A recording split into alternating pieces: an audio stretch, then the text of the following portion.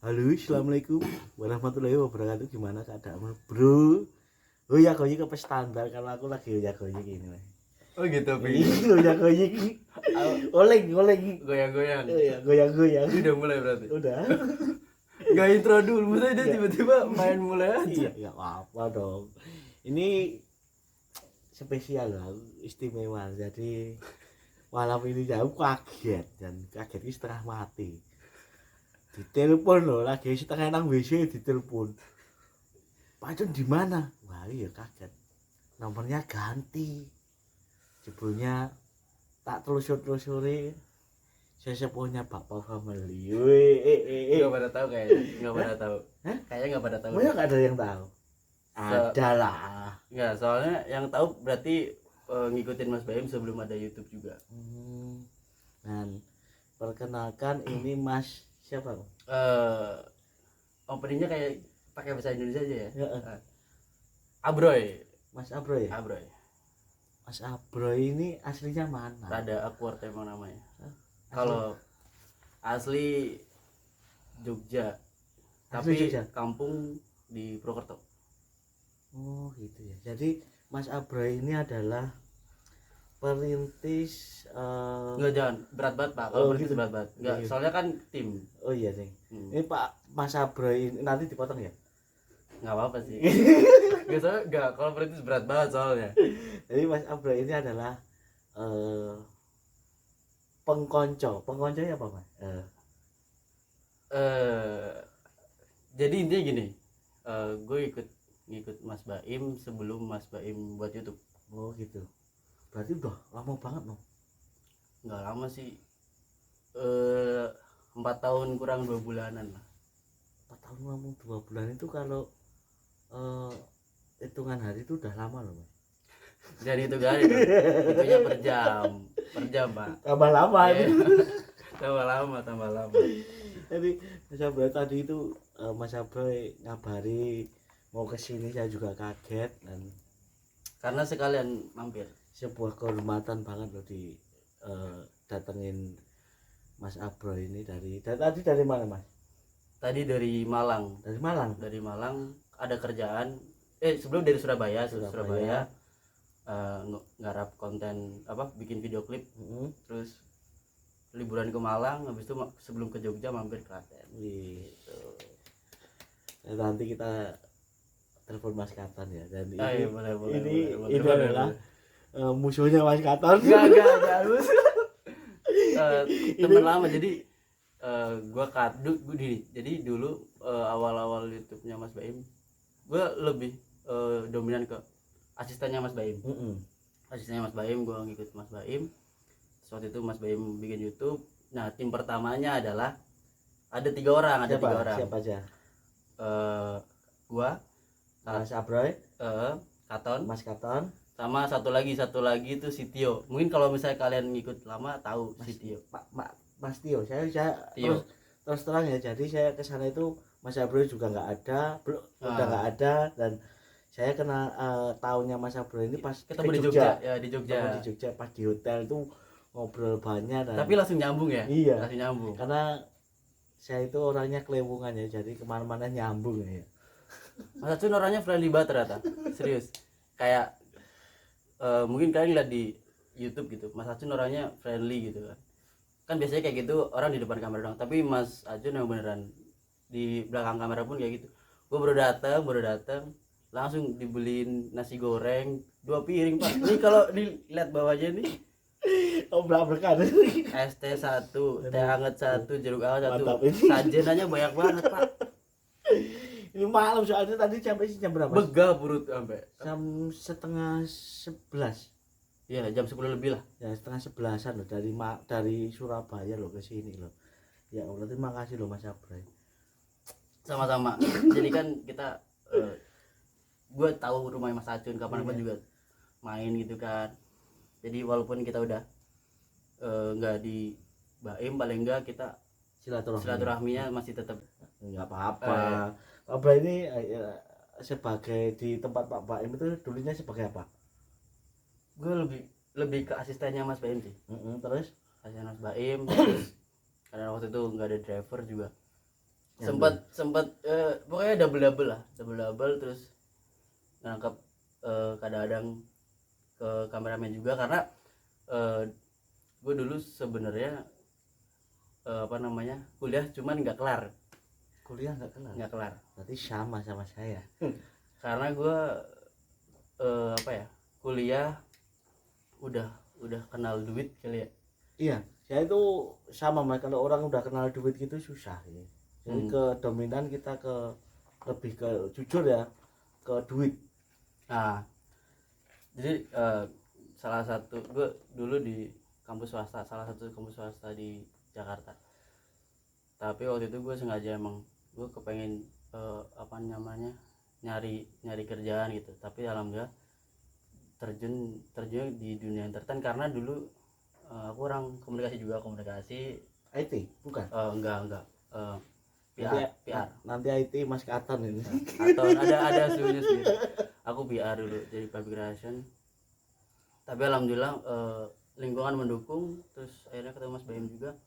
Dan dulu awal-awal aku ikut Mas Baim itu Mas Baim butuh dibantu juga kan, kayak Mas Baim pernah punya bisnis F&B juga. Nah aku awalnya di bisnis F&B, terus akhirnya kesini aku rangkap ngasistenin Mas Baim juga. Akhirnya kayak bikin surat kontrak kayak gitu, kadang-kadang bantuin juga. Akhirnya Mas Baim di titik dimana Mas Baim sering ketemu sama Raffi dulu, sama Mas Raffi, Pak Raffi.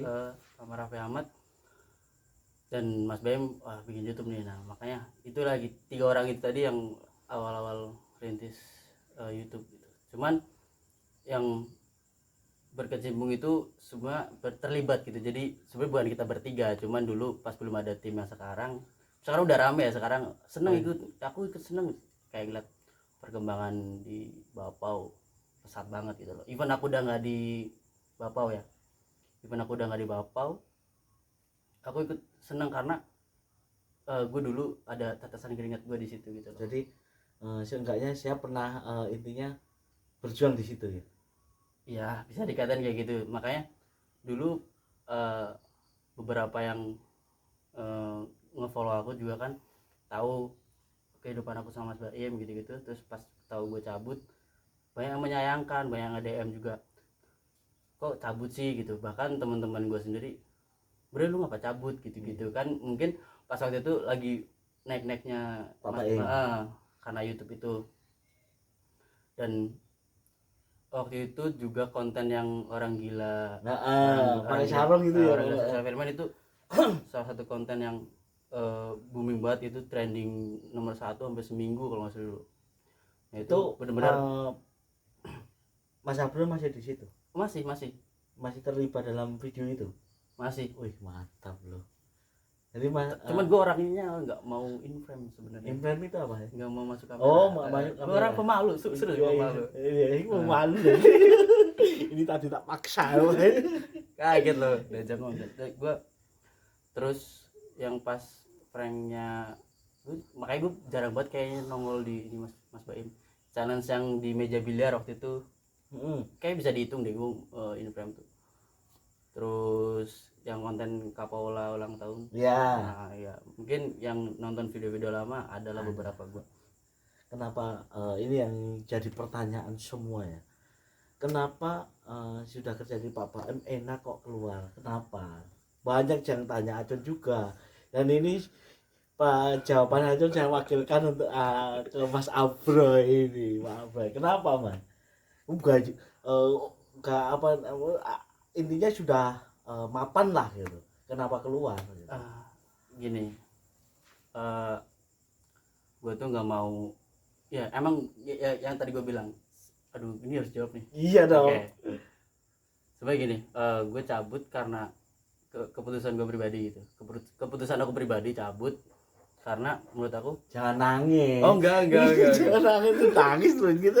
Kena asap itu. Enggak, keputusan aku pribadi. Coba banyak yang nanya kenapa sih cabut gitu-gitu, cuman jarang aku balas juga. Banyak juga yang menyayangkan juga kan, bahkan teman-teman dekat aku juga sama menyayangkan. saya juga Acun juga banyak loh kenapa gitu. Dan Ini jawabannya. Terus Mas, lanjut. Sebenarnya gini, aku pribadi nggak mau dikenal sebagai Abroy itu Baim, Mas Baim gitu. Enggak, aku nggak mau kayak gitu. Aku lebih kepengen dikenal sebagai Abroy, ya Abroy gitu. Jadi aku nggak mau menempelkan diriku ke Mas Baim. Kesannya kayak orang nge-follow aku ya karena Mas Baim gitu loh. Berarti kalau misalnya aku udah nggak di Mas Baim, aku udah bukan siapa-siapa loh gitu loh. Nah, aku kepengen menghilangkan itu gitu. Jadi mungkin teman-teman aku terus teman-teman yang nanya nge-DM aku kok cabut, mungkin itu yang merasa sayang gitu kan. Tapi ya itu kembali lagi, kalau misalnya orang itu masih nge-follow aku dan kepengen tahu kehidupan aku, ya berarti orang itu kepengen kenal aku karena aku gitu. Iya, betul. Bukan kepengen nge-follow aku atau kenal aku karena Mas Baim. Betul. Nah itu, jadi gue kepengen jadi jati diri gue sendiri kayak gitu. Jadi orang itu kalau menjadi dirinya sendiri itu lebih enak, Benar, nggak terbebani. benar. Itu Dan sih. dan jujur hubungan aku sama Mas Baim, sama Kapola, sama anak-anak Baim semua masih baik banget, nggak ada masalah sama sekali. Contohnya ya, kemarin ke Jogja pun kita masih ngobrol ya, Mas. Sama Pak Baim, sama Pak Paulo masih ngobrol. Dan kayak saya pun kemarin juga sempat ke Jakarta ngobrol sampai malam juga sama Pak Baim. Jadi kita itu memilih jalan untuk apa ya, untuk mengembangkan diri kita gitu loh. Benar. Jadi tidak membatasi diri kita, stay gitu. Kalau saya Makanya aku suka lihat Mas Acun, kayak Mas Acun effortnya untuk ketemu Mas Baim dari awal kan, pasti kalian udah tahu nih storytellingnya. Mas Acun naik sepeda dari Klaten sampai Jakarta, sampai Jakarta. Itu menurut aku effort yang nggak semua orang bisa ngelakuin gitu loh. Dan sekarang Mas Acun dulu nanem, nah sekarang Mas Acun tinggal nuai aja nih. Dan Mas Acun nggak kehabisan akal untuk memanfaatkan kayak Mas Acun udah effort kerja keras kayak gitu. Mas Acun juga nggak mau ngecewain Mas Baim gitu kan. Jadi namanya Mas Baim baik juga karena Mas Acun yang mengcreate-nya baik juga gitu loh. Jadi semuanya kita walaupun udah nggak di Mas Baim, tapi kita di luar pun yang ex Bapau masih jalin silaturahmi, ya nggak? betul. Dan Gitu. kayak aku pulang pun pamit sama Pak Baim itu baik dan malah didukung gitu. Oh iya Jun, pokoknya sukses terus lah buat kamu. Dan kata-kata Pak Baim gini, kalau butuh apa-apa langsung kabari, nggak usah sungkan lah. Tapi untuk saya sendiri, apa ya Mas ya, misalkan saya kasarannya minta Pak Baim pun dikasih gitu, tapi saya Nggak mau. masih bisa lah gitu. Dan sebelum saya benar-benar di titik nol, saya nggak bisa apa-apa, saya mungkin butuh bantuan Pak Baim juga gitu. Tapi sekarang untuk saat ini aku masih bisa. Dan terima kasih Pak Baim udah memberi semangat dan memberi jalan Acun untuk berdikari sendiri lah, intinya gitu. Jadi nggak menutup kemungkinan kayak sebenarnya banyak ilmu yang kita ambil juga. Mas Baim ngajarin kita, dia bukan cuma dari konten ya sebenarnya, kayak dari kehidupan sehari-hari. Di kehidupan sehari-hari kayak kita walaupun kita susah pun kita juga paling enggak bikin orang senyum. Ya walaupun kita nggak bisa ngasih, ya kita menghibur orangnya. Iya gitu. betul. Jadi itu masih nempel banget di aku. Aku kadang-kadang kayak ke pengamen atau apa, kayak misalnya gue lagi nggak ada banget nih, ya apa yang ada di kantung deh, kadang-kadang rokok aja, rokok sebatang gitu. Walaupun gue cuma ada rokok itu, ya udah gue kasih. Itu maksudnya masih nempel sampai sekarang gitu. Nah, untuk Mas April lagi, kenangan apa yang nggak bisa dilupakan di sana itu? Kenangannya. Ayo, kenangan apa itu? Pasti kan ada toh, kenangan. Soalnya kan hampir 4 tahun loh, 4 tahun kurang 2 bulan loh. Kenangan apa? Kenangannya dari Mas BM ya? Apa dari semua? Dari semuanya. Pas lagi ini sih diomel-omelin sih. Serius, pas lagi diomel-omelin. Karena itu ngena banget gitu loh. Mas BM kalau udah marah bener gitu sebenarnya. Tapi besok nggak sampai besoknya lah. Beberapa menit setelah marah, Mas BM udah bisa ketawa lagi gitu. Dan itu ngajarin kayak leadership juga buat aku. Kayak sekarang alhamdulillah aku di salah satu company startup di Surabaya itu aku megang divisi leader juga, dan aku mencoba menerapkan apa yang diterapin Mas Baim. Ya nggak apa-apa kita marah-marah sama anak-anak, cuman abis itu diredamin dengan cara kita menghibur mereka kayak gitu. Jadi sesaat aja marahnya, yang penting kita udah paham, udah tahu kesalahan kita. Nah ya itu udah cukup lah menurut aku. Abis itu kita hibur mereka biar enak lagi kerjanya kayak gitu. Jadi nggak kebawa beban, jadi mereka stres. Enggak, banyak banget pokoknya yang bisa diambil sih dari Mas Baim. Ini sama kayak Acun juga yang Pak Baim marah itu bukan berarti kita Pak Baim benci sama kita, tapi untuk kita belajar lebih maju. Benar. Nah, gitu. Kalau saya pribadi begitu. Nah ini pertanyaan paling susah ini. Di Pak Pau, siapa musuhnya? Musuh ya, aduh. Musuh, tapi bukan musuh untuk ini ya. Jadi musuh untuk untuk menjadi maju itu siapa? Oh yang buat menjadi maju ya? Iya. Berhubung dulu timnya belum sebanyak sekarang ya, Iya. dan belum ada kan sekarang udah base campnya, ada mesnya gitu kan. Dulu masih tinggal satu rumah gitu bahkan ruangan editor itu satu kamar kayak umpul-umpulan gitu kan. Tidurnya tumbuk-tumbukan kadang-kadang. Kalau musuh ini siapa ya? Pak Slamet kali ya. Pak Slamet tuh sosok seorang yang dia dituakan tapi dia bisa berbaur, kadang-kadang menghibur juga. Tapi kalau musuh buat apa namanya tadi, buat maju Katon. Katon. Oke, nanti kalau ini kita telepon Katon ya. Katon sama Iksal sih, tapi yang paling Katon. Ini aku suatu kehormatan banget loh Om, terima kasih loh Sama-sama idolani. Kalau orang Jawa itu semakin banyak tamu itu kita semakin banyak rezeki. Bener. Itu sih kalau saya itu. Nah, satu saat kan kita nggak tahu kita ketemu lagi di mana, terus atau kita ada kerjaan apa yang bisa berkolaborasi gitu kan nggak tahu. Makanya everywhere every time kalau bisa yang orang yang udah pernah kita kenal, yang udah pernah kerja bareng gitu jangan sampai dilupain ya, walaupun udah nggak di satu tempat kerjaan gitu loh. Karena suatu saat kita akan butuh dia. Hakikatnya orang hidup kan bersosialisasi gitu kan, tolong menolong, bahkan silaturahmi aja bisa bawa rezeki kan. Betul. Dan ini insya Allah kita apa ya, kalau emang dimudahkan, Acun akan membuat project sama Pak Amoy, Pak Abroy, Pak Abroy untuk kedepannya. Minta doanya aja gitu. Terus untuk Pak Abroy lagi, udah punya istri belum? Aduh.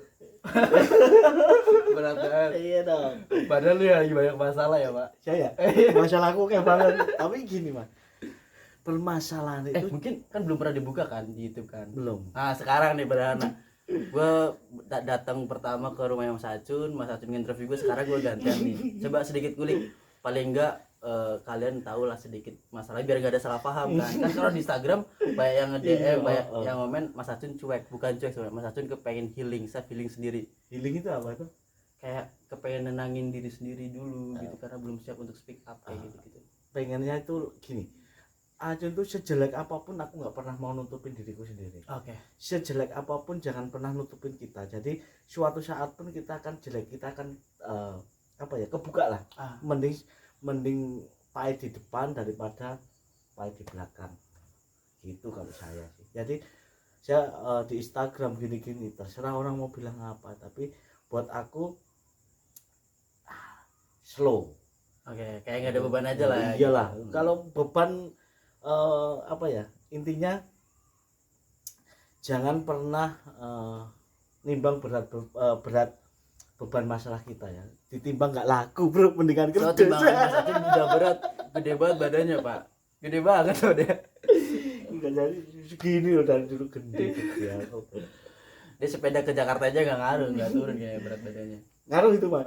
Turun. Berapa Itu kilo? turun hampir 7 kiloan gitu. Oke. Ya ini jangan dipotong dulu, yang tadi belum dijawab masalah Mas Acun. Oh, kan untuk masalah saya ya. Jadi Acun itu lagi ada masalah untuk dalam rumah tangga. Oke. Itu istri saya intinya pergilah gitu. Dan saya sekarang sama anak-anak itu ndak menjadikan apa ya, ndak menjadikan kecil hati aku di kemarin sempat awal ya malu sih sebenarnya, malu dari sudut tangga, terutama orang tua ya, orang tua malu sama orang tua, terus sama tetangga juga udah tahu semua. Akhirnya lama-lama juga kan pasti tahu, makanya saya buka sekalian Kayak daripada gitu. ditutup-tutupin ya. Iya dong. Cuman gue salut sih tadi dengar cerita Mas Acun. Mas Acun walaupun punya banyak masalah, dia tetap ketawa gitu di depan aku kayak gak ada masalah gitu loh. Nah, aku nanya kayak gini bukan bermaksud buat ngorek-ngorek Mas Acun, enggak kan. Jadi intinya gini, jawaban Mas Acun tadi itu yang jadi pertanyaan kalian. Berarti kalau misalnya kalian kepengen tahu jawabannya, nonton video YouTube, ini. nonton Gitu. videonya nanti biar tahu lah gitu. Biar Jadi tahu. intinya itu apa ya, Mas, aku tuh orangnya gini sih dari dulu. Saya orang nggak punya, terus intinya itu saya bahagia terus lah. Jadi mau punya mau enggak tetap bahagia gitu. Jadi nggak ngaruh saya orang tahu terkenal dulu saya begini, sekarang saya begini. Dulu sebelum saya ke tempat Pak Baim pun orang-orang sini juga udah tahu saya tiap hari juga main gitar, main dangdutan, dan sukanya musik. Jadi kalau orang suka musik itu apa ya, happy terus.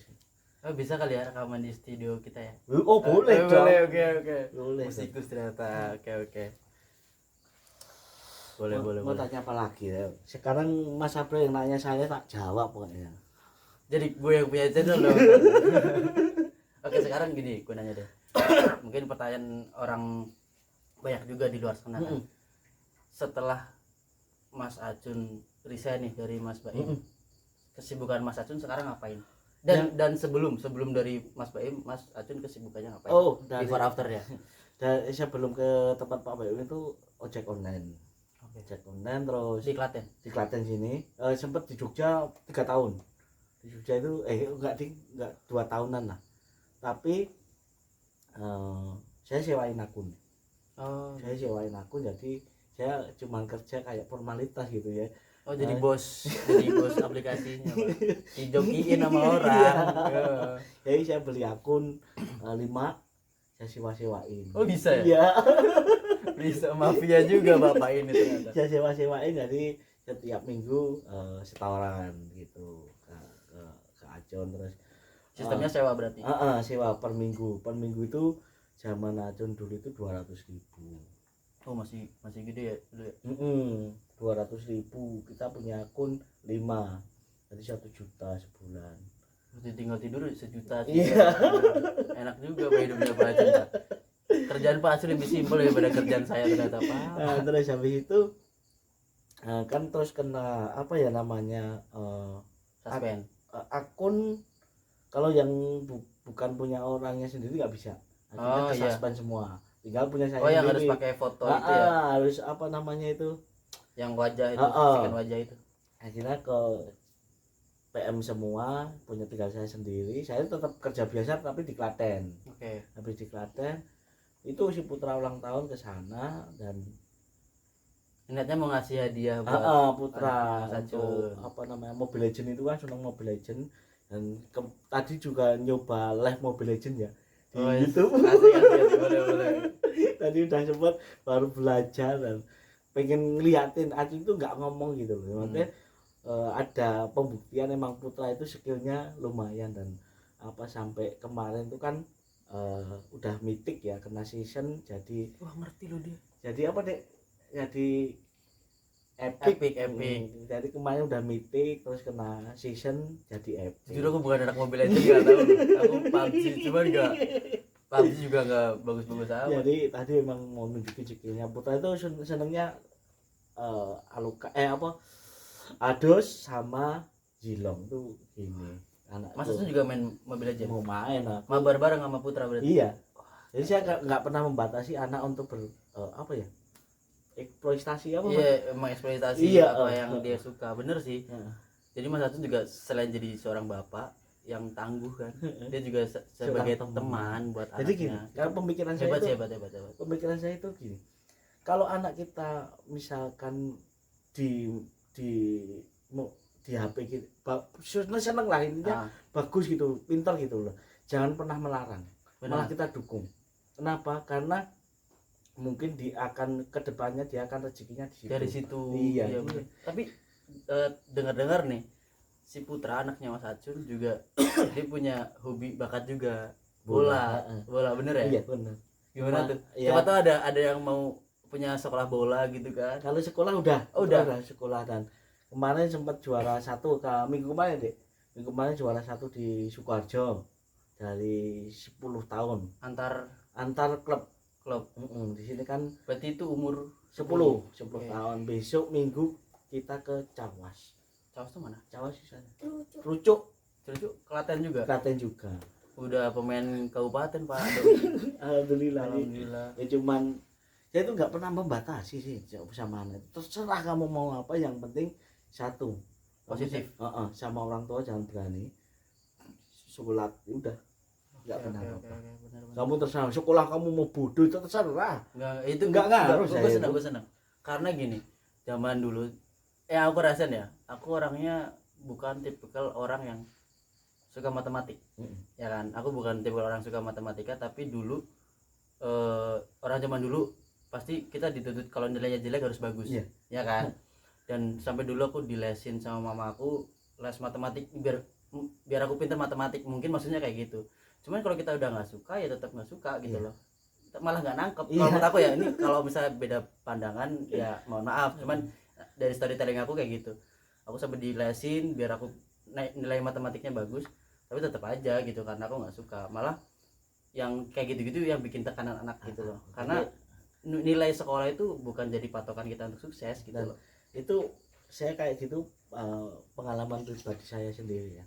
Bapak saya itu orangnya sportif. Bapak saya itu orangnya apa namanya, pengen anaknya jadi orang, jadi orang. Tapi semenjak itu saya SMP SMA itu dikekang terus, kamu sekolah. Tapi akhirnya apa, saya malah nggak jadi apa-apa, saya malah hura-hura.